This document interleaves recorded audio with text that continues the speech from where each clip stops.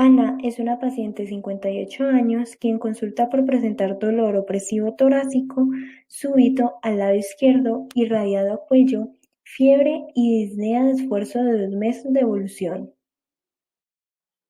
Antecedentes: fuma desde los 15 años 2 paquetes al día. Criterios clínicos de bronquitis crónica. Vida sedentaria. Antecedentes familiares de dislipidemia. Infección respiratoria. Se le realiza angiografía de arterias coronarias y se observa estenosis de la luz de esas arterias.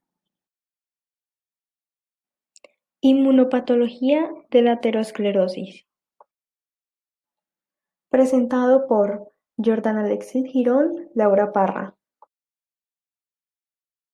María Paula Solorzano y Carlos Mario Vaca. Aterosclerosis es una enfermedad crónica, progresiva y generalizada que afecta a las arterias de diferentes lechos vasculares y que se caracteriza por el engrosamiento de la capa íntima y media con pérdida de elasticidad del vaso. Puede afectar, sobre todo, vasos de mediano tamaño. La aterosclerosis generalmente se complica mediante la fisura, erosión o ruptura de la placa y formación de un trombo en su superficie, lo que facilita su crecimiento y la aparición de isquemia o necrosis. Tiende a asentarse en las arterias coronarias, el cerebro en las carótidas vertebrales y cerebrales y las extremidades inferiores en las ilíacas y femorales. Por lo tanto, la presencia de afectación vascular en una localización concreta se asocia con un mayor riesgo de desarrollarla en otros lechos vasculares. Epidemiología. La aterosclerosis puede iniciar en la niñez con el desarrollo de estrías grasas. Cuando se llega a la adultez, esta placa se madura y a medida que transcurren los años, esta placa se puede romper y empezar a formar trombos. Por eso, la mayor prevalencia está en pacientes de mayor edad. Factores de riesgo. Los factores de riesgo se pueden dividir en 3 grupos. Factores de riesgo causales. Estos promueven el desarrollo de la aterosclerosis y predisponen a la enfermedad coronaria. Estos factores de riesgo actúan con independencia unos de otros y sus efectos son sumatorios. Entre estos se encuentran la diabetes, la hipertensión arterial y el hecho de que la persona fume.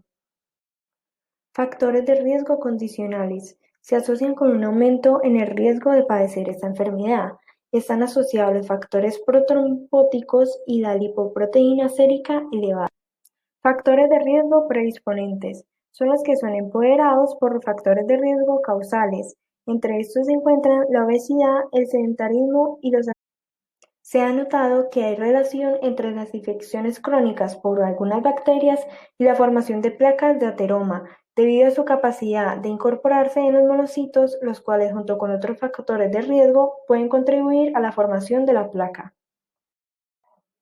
Las infecciones virales también pueden inducir la formación de la placa de ateroma por medio de la estimulación de productos protrombóticos como trombina y el factor tisular. Ahora, pasando a la inmunopatogénesis de la aterosclerosis, primero es necesario ver la anatomía normal de un vaso sanguíneo. Aquí se puede observar el endotelio. Inferior a este, la túnica íntima. Luego, la túnica media. Y por último, la túnica adventicia. Ahora bien, los factores de riesgo que fueron mencionados con anterioridad pueden lesionar el endotelio, produciendo así una disfunción endotelial, que como consecuencia produce un aumento de la permeabilidad del endotelio a las LDL o lipoproteínas de baja densidad.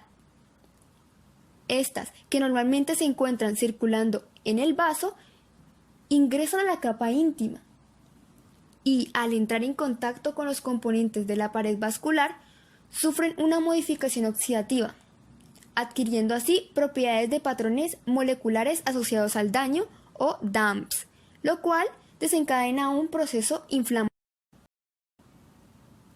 En este se produce la activación de células endoteliales, que a su vez expresan las siguientes moléculas. Proteína quimioatrayente de monocitos 1, la cual atrae a los monocitos al sitio de la lesión. Interleuquina 8, que promueve la quimiotaxis.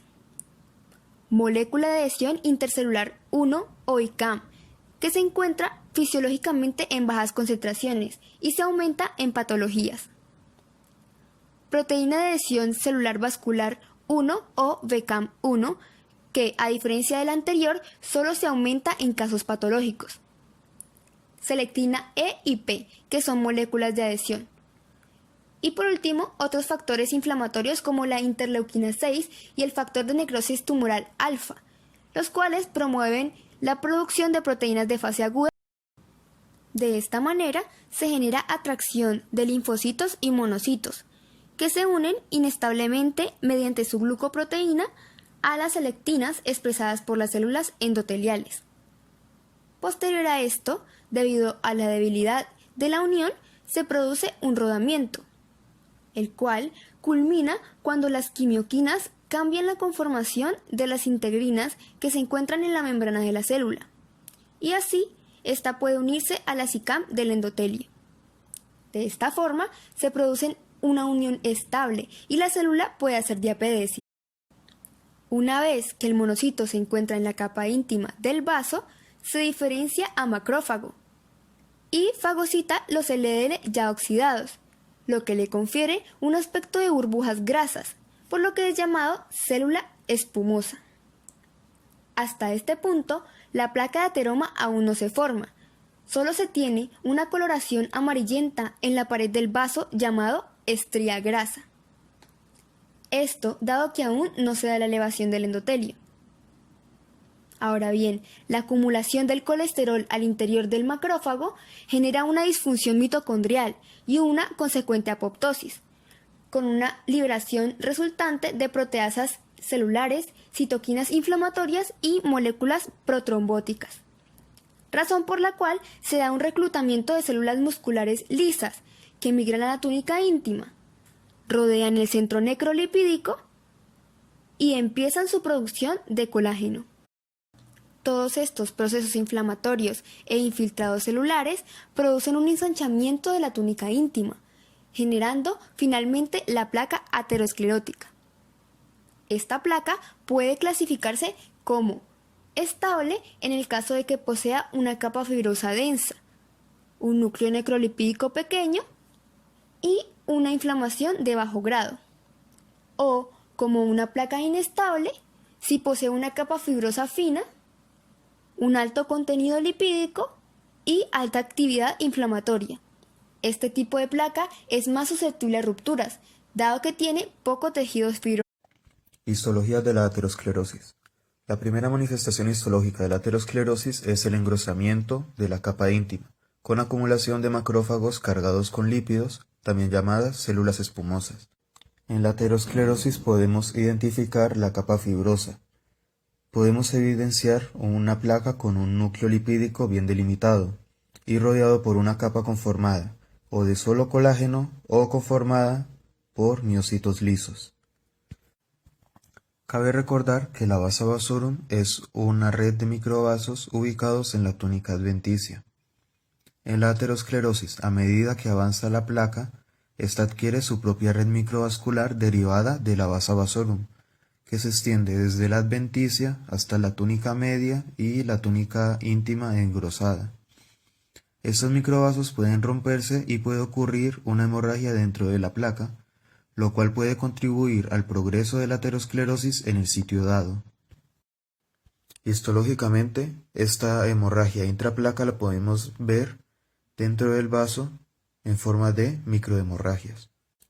Las lesiones avanzadas ateroscleróticas, además de caracterizarse de la hemorragia intraplaca, suelen calcificarse. En resumen, en esta imagen podemos ver el progreso de la placa, en la que primero se ve el depósito de lípidos extracelulares. Posteriormente, se da la formación de la capa fibrosa, además de un núcleo necrótico. Y finalmente, se puede evidenciar la placa fibrocalcificada, que puede acompañarse o no de un núcleo necrótico. Genética de la aterosclerosis. A pesar de que el estudio de asociación del genoma completo, o GWAS, ha tenido algunas limitaciones para demostrar los mecanismos genéticos de la aterosclerosis, se ha podido evidenciar que el gen ANRIL el cual se encuentra ubicado en el locus 9BP21.3, puede influir en la expresión de genes cercanos, como aquellos inhibidores del ciclo celular que se encuentran expresados en las células musculares lisas vasculares. Lo que se ha podido concluir a partir de diversos estudios es que, por polimorfismos de un solo nucleótido, se puede inhibir la expresión de estos reguladores del ciclo celular, lo que puede promover la proliferación de los miocitos lisos en las paredes vasculares, lo cual podría contribuir en la formación del ateroma. Además, por Next Generation Sequencing se han asociado algunos genes comprometidos en la hipercolesterolemia familiar, como el que codifica para el receptor de LDL, ApoB o la apoproteína B, y la proteína PCSK9, que se encarga de la regulación del metabolismo del colesterol.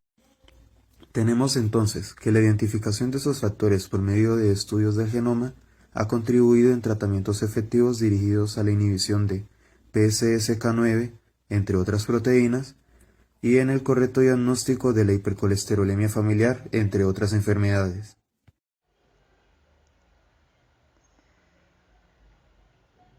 Diagnóstico de la aterosclerosis. El diagnóstico de la aterosclerosis puede ser durante su fase clínica de una manera mucho más sencilla de identificar o durante la fase subclínica. A continuación mostraremos herramientas para el diagnóstico de la fase subclínica. Basándose en la carga aterosclerótica, se han desarrollado varias tablas y ecuaciones en las que, introduciendo diversos parámetros como la edad, el sexo y la presencia de algunos factores de riesgo, se obtiene una estimación del riesgo a presentar un evento cardiovascular en los próximos años. Las más usadas son las del Programa Nacional de Educación sobre el Colesterol y las tablas europeas del proyecto SCORE. La primera estima el riesgo de presentar un infarto mortal en los próximos 10 años, mientras que la segunda estima el riesgo de muerte por causa vascular en los próximos 10 años. Dentro de las pruebas de imágenes que sirven para el diagnóstico de la aterosclerosis, cobran bastante importancia la resonancia magnética y la tomografía computarizada de haz de electrones, que son pruebas que pueden ofrecer una importante información sobre la carga aterosclerótica de un paciente. Dentro de las ayudas diagnósticas más importantes de los últimos años para la aterosclerosis se han visto los biomarcadores séricos, quienes, además de jugar un papel importante durante la predicción de la enfermedad, juegan también un papel muy importante sobre el desarrollo de complicaciones de esta enfermedad.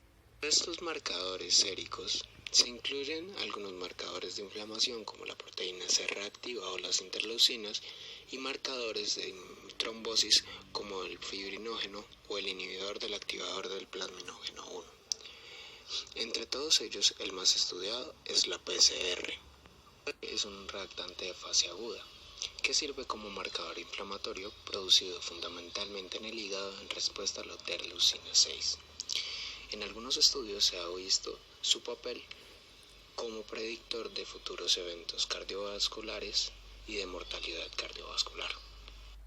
Por otra parte, la PCR puede ser un marcador subclínico de la aterosclerosis, ya que su concentración se correlaciona altamente con el grosor íntima media y el grado de calcificación de las arterias coronarias.